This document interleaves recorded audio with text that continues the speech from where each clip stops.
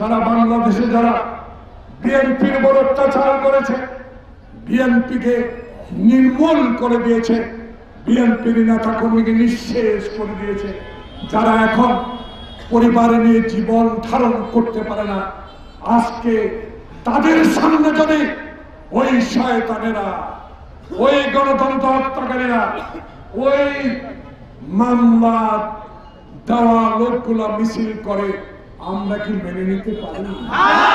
তবু আমার নেতা তারেক রহমান নির্দেশ দিয়েছে, মব সৃষ্টি করা যাবে না, আইন নিজের হাতে তুলে নেওয়া যাবে না। তাই তারেক রহমানের শক্ত হাতে আজকে বিএনপি টিকে আছে।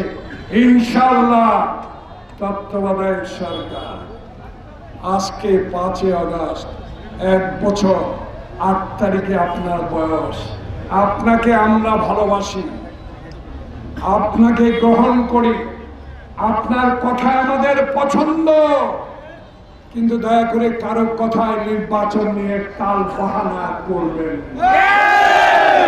আজকে নির্বাচনের তারিখ বিনয়ের সহিত ঐক্যমত্য ঘোষণা করুন, কারণ যতই বিলম্বিত হচ্ছে ততই এই অবৈধ এমপি মোর্শেদ আলমে লোকজন আবার একত্রিত হচ্ছে, কারণ তাদের কাছে টাকা আছে।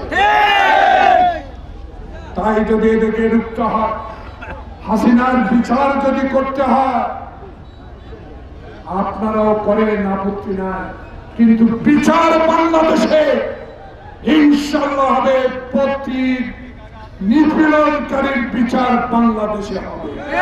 যদি ঐক্যই না থাকে, আগামীতে যারা এখন ষড়যন্ত্র করে তারেক রহমানকে ক্ষমতায় আসতে দিতে চায় না, তাদের বিরুদ্ধে রুখে দাঁড়াবেন। আমি মনে করি 10 মিলে করি কাজ, আরে যে কি নাহিলাজ। তবে এখনো সময় আছে, নির্বাচন ইনশাআল্লাহ দেশে হবে। কোন শক্তি নয় কারো আল্লাহ ছাড়া, জনগণ ছাড়া এই দেশে নির্বাচন বন্ধ করতে পারবে। কারণ বঙ্গোপসাগরের পানি কি দমকল দিয়ে সেচা সম্ভব? তাহলে বিএনপিকে দেশে বাদ দিয়ে কেউ কোন নির্বাচন করবেন না, এটা হতে পারে? এটা হতে পারে? তাই বিএনপি ধৈর্যের দল, শহীদ জিয়া সারা বিশ্বের কাছে তলাবিহীন ঝুড়িকে ঝুড়িতে পরিণত করেছিল। যারা আজকে আপনারা পিয়ার সংখ্যাগরিষ্ঠতা, পিয়ার পদ্ধতিতে ভোট চান, আপনাদেরকে বলতে চাই, এই মিছিল পূর্ব সমাবেশ থেকে আপনাদের কি মনে পড়ে না আপনারা শেখ হাসিনাকে আশ্রয় দিয়েছিলেন, তার পরিণামে পেয়েছেন ফাঁসি। জাতীয় পার্টি হোসেন মোহাম্মদ এরশাদ কবরে আল্লাহর কাছে চলে গেছেন। আমি দোয়া করি আল্লাহ আপনাকে বেহেশত নসিব করুন।